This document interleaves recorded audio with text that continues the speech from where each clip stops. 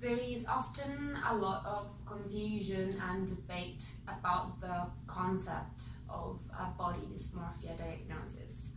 And this is because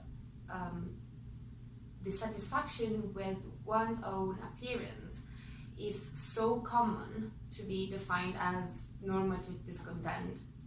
So then, what is the line between a normative discontent with one's own body and clinically diagnosed body dysmorphia?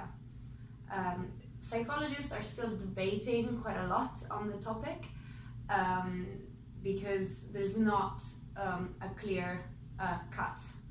Very often a diagnosis is used to let an individual access treatment, which is of course very important. At the same time though, having a diagnosis usually signals a condition which is not common in society.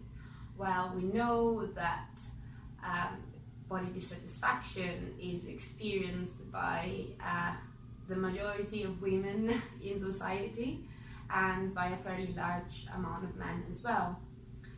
Moreover, body dissatisfaction at a normative level is also harmful because it can lead to a worse relationship with oneself.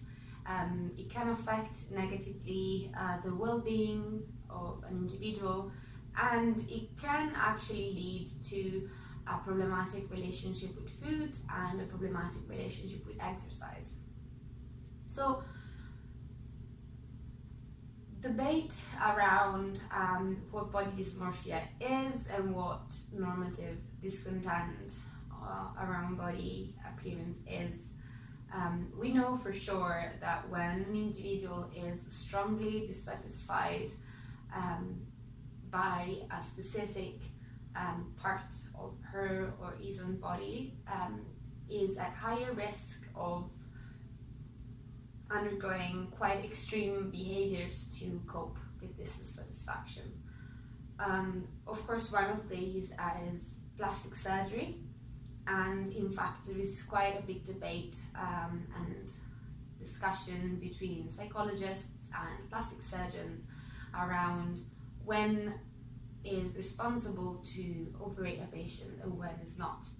In fact, while there is a proportion of patients who do feel more satisfied about their own appearance after the plastic surgery, which is positive of course, there is also quite a large amount of people who still return to the same levels of dissatisfaction soon after surgery. So then in that case, the question is whether it might be worth trying to intervene psychologically instead of surgically, or at least trying to combine psychological help, some counseling for example, alongside the surgery.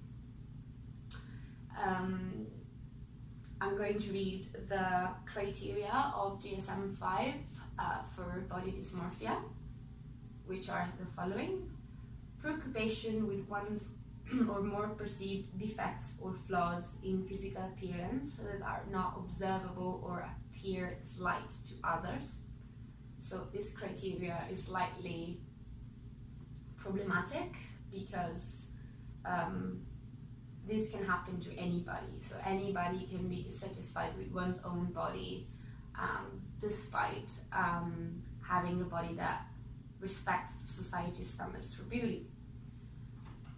Criteria B, at some point during the course of the disorder, the individual has performed repetitive behaviors, mirror checking, excessive grooming, skin picking, or mental acts comparing his or her appearance with that of others in response to the appearance concerns. Again, these behaviors are quite common among the general population and definitely among all the people who are dissatisfied with their body. So mirror checking, so-called excessive grooming, I'm not sure how to define excessive in this case, comparing appearance with the one of others, which is an act that everyone engages in. So again, the second criteria is also problematic. Criteria C, the preoccupation causes clinically significant distress or impairment in social, occupational, or other areas of functioning. So I guess I could say that this criteria is probably the most important one, because it's trying to say that there is a point at which the discontent with one's own appearance can be excessive. I personally think that this kind of diagnosis is purely functional to let patients access treatment and let insurance cover for that. And I think this is the main aim of this criteria, honestly. Criteria D, the appearance preoccupation is not better explained by concerns with body fat or weight in an individual whose symptoms meet diagnostic criteria for an eating disorder. So this criteria is very problematic because it refers to having body fat and being of a higher weight as inherently problematic. Now, I think that this criteria should definitely be changed because it is a fat-phobic criteria within the DSM.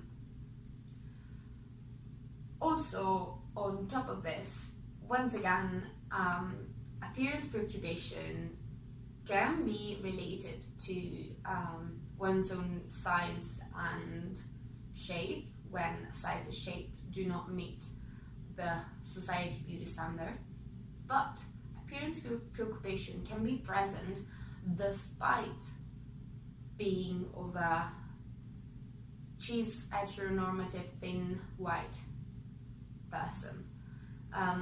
So once again, I'm quite critical of a diagnosis of body dysmorphia, and I think it's mostly related to the fact that some people might need a diagnosis to access treatment, and this is very often the case in psychology.